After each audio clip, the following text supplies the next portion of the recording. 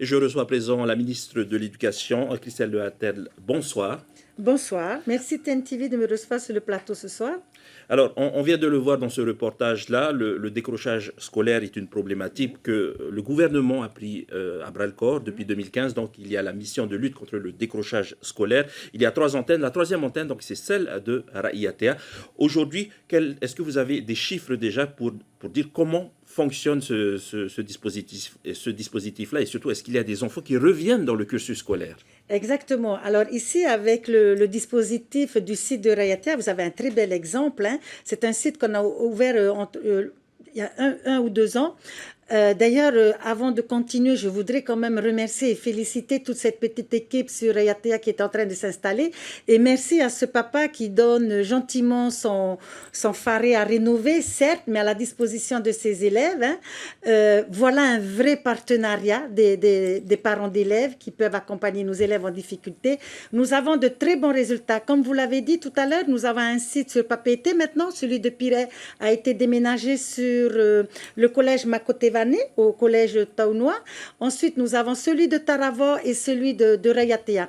Nous avons de très bons résultats puisque ces enfants qui reviennent finalement dans une structure scolaire ont la possibilité, comme l'a dit ce papa, de poursuivre leurs études et d'avoir leur bac et même plus loin que le bac. Nous avons eu des exemples. On a 1 ou 2 élèves qui ont continué leurs études en France métropolitaine. Donc, aujourd'hui, la grande question, Fatrehaou, c'est de savoir lundi, est-ce que les enfants reviendront à l'école? Aujourd'hui, il y a la crise sanitaire, il y a l'anxiété des parents d'élèves. Donc, comment rassurer les parents d'élèves aujourd'hui? Quel dispositif est-ce que vous avez mis en place pour bien accueillir les élèves à partir de lundi? Effectivement, à partir de lundi, hein, les vacances de la Toussaint sont terminées. On revient tous à l'école.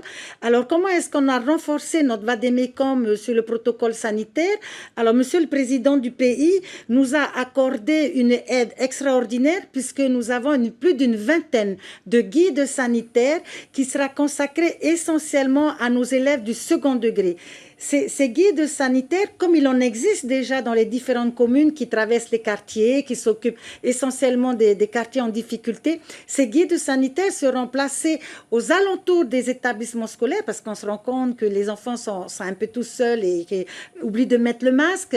Et ils auront aussi la possibilité d'intervenir à l'intérieur de l'établissement scolaire, essentiellement pendant le temps de l'interclasse. Alors, les guides sanitaires, dans un premier temps, seront installés dans tous les collèges et lycées de Tahiti et Moria, tant dans le public que dans le privé, et nous irons jusque dans les îles sous le vent, Raïatea essentiellement et Bora Bora.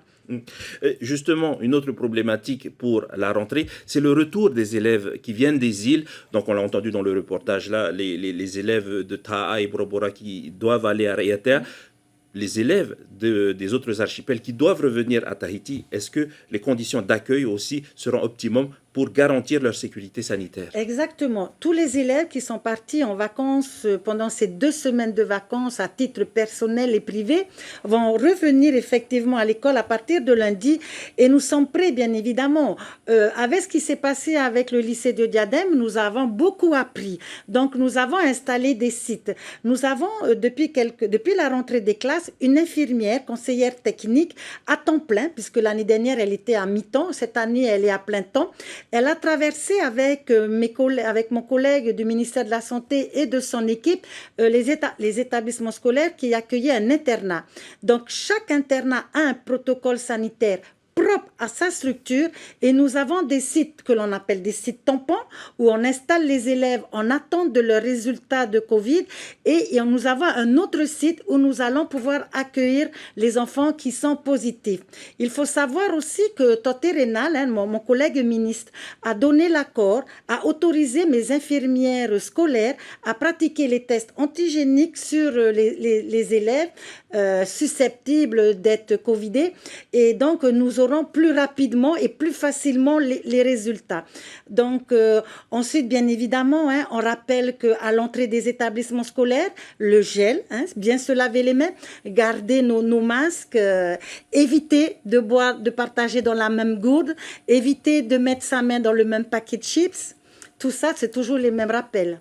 Et une dernière question concernant ce qui avait perturbé un petit peu la rentrée en août et en septembre, c'est la fermeture des classes ou même d'un établissement entier après plusieurs cas suspects, cas confirmés. Donc aujourd'hui, est-ce que vous avez révisé également ce dispositif-là?